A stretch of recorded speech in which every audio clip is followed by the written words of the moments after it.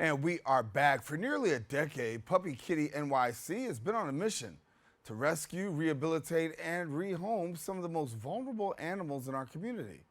What started as a small group of like-minded volunteers has grown into a thriving network dedicated to providing second chances for cats, kittens, and other small animals that are in need.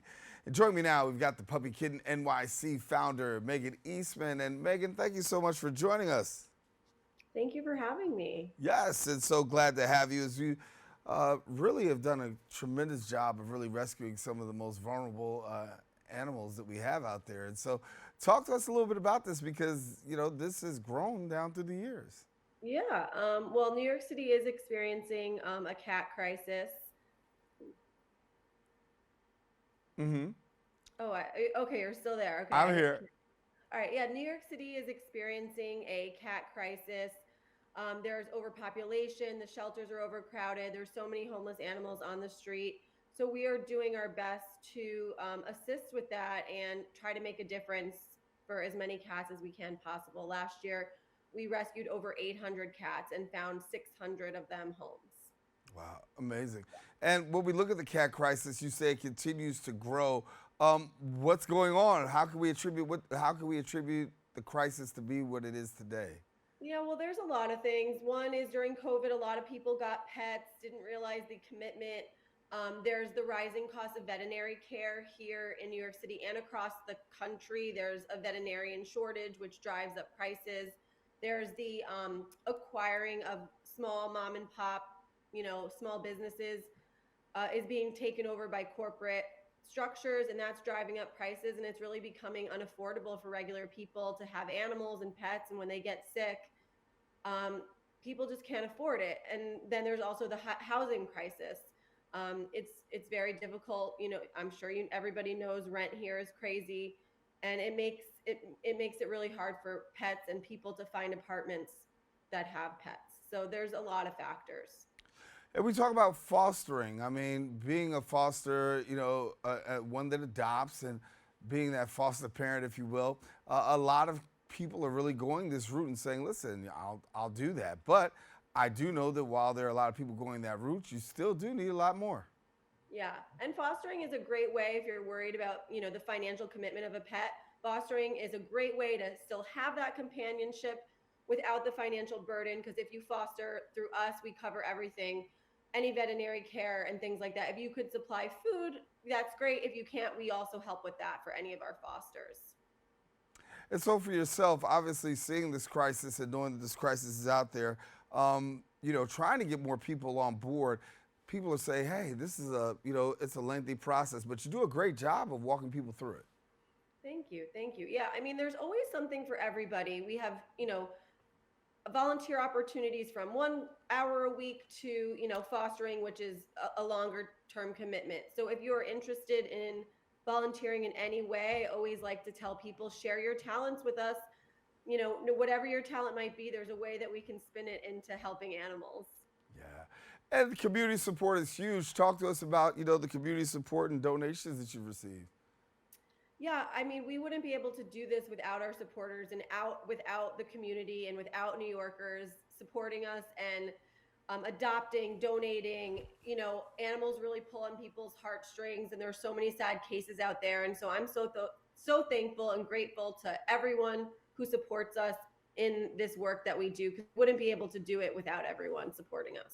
As you said, you got a share of sad cases that you probably could tell us, but talk to us about the good side and what are some of the things that immediately come to mind when you think about, the brighter side of rescuing puppies?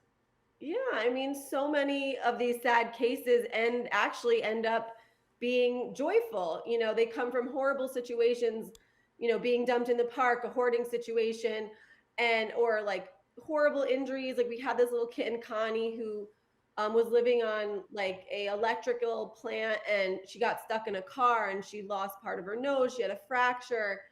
And now she's like doing great, sleeping and cuddling in a bed. You could see it on her social media account. And it's really inspiring and impactful to actually see the difference that you are making, because, you're seeing them from death's door to thriving. So it really is like a driving factor, especially for me, to keep going, to see the success stories. And it really is a feel good, amazing thing to watch these animals kind of rehabilitate. Yeah. And it is a little process, right? Because when you've had animals who've really been through a situation where the care hasn't been there and to really become acclimated to a new home, some parents are, foster parents are worried about, listen, what that acclimation process is going to be like. What advice do you have for somebody who may be on the fence about that because they say, listen, somebody might be a stray or I don't know how it's going to transcend into my house. Give me a little bit of what you would coach and say. Yeah, everything takes time, right? There's no easy fixes.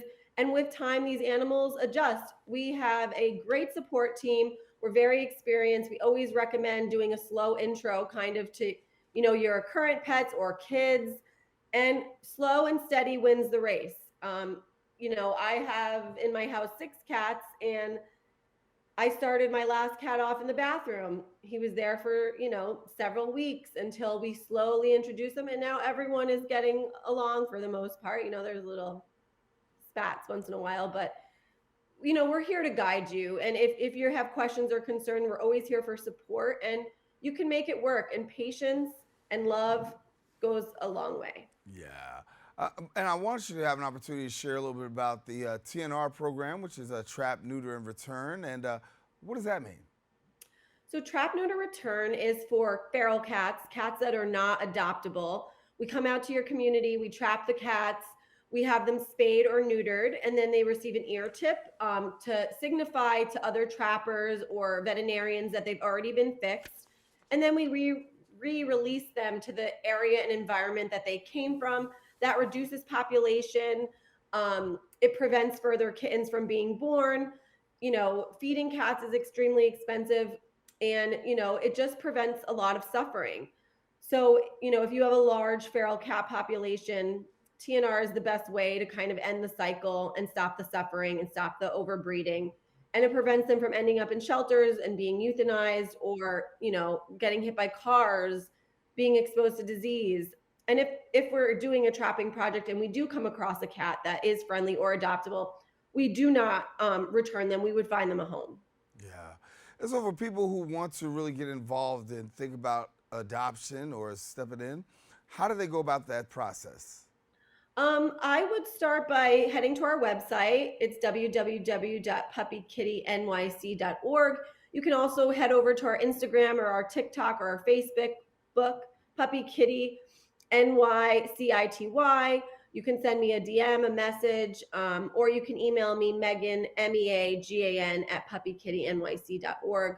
Those are all the ways you can kind of get in touch and start learning about how you can help cats in your community. And for yourself, obviously, there's been a lot of effort that's been put into this down through the years.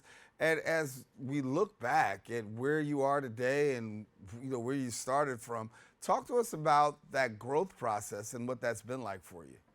Yeah, so actually we started like our home base, our headquarters was out of the garage at my house here in Queens. And it was like our little mini shelter.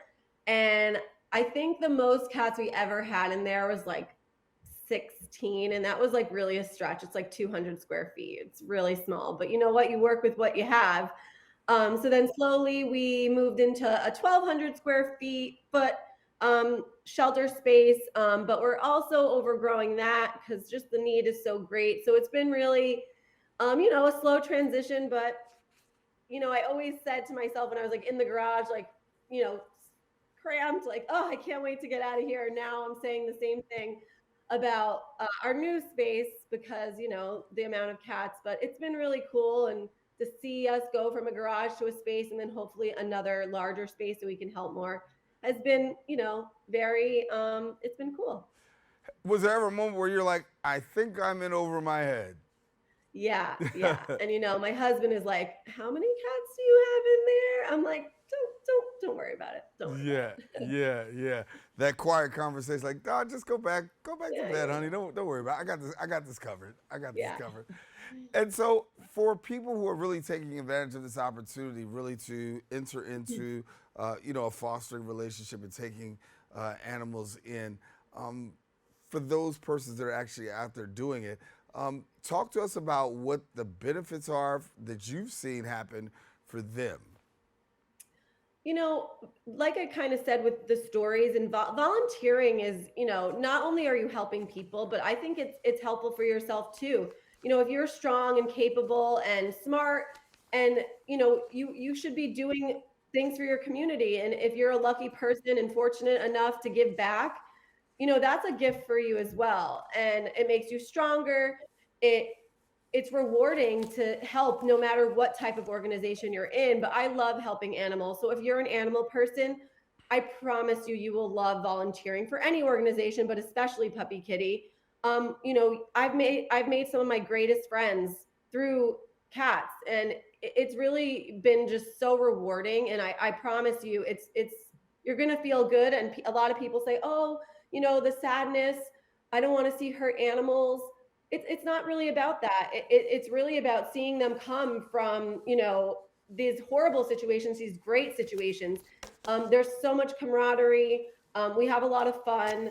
And, even if you're looking to meet people and make friends, this is a great way. It's a great way to find a new support system, especially if, you are seeing a lot of cats in your community. Come join us. And then we do it all together. So it really gives you a sense of community and strength, and you're forming a lot of new bonds, not just with animals but with people as well. So I promise you, volunteering has a lot of rewards. It helps you and it helps your community, so it's a win-win. Meagan, thank you so much for joining us. You've done a great job, and congratulations on the great work that you're doing with these special animals and finding them homes. And congratulations also on moving from the house on out. Thank you so much for having us and letting me tell our story. No, glad to have you. All righty, well, for more information, visit the website at puppykittynyc.org, and then also social media at Puppy Kitty NYCity. Don't go anywhere. We'll be right back. More after this.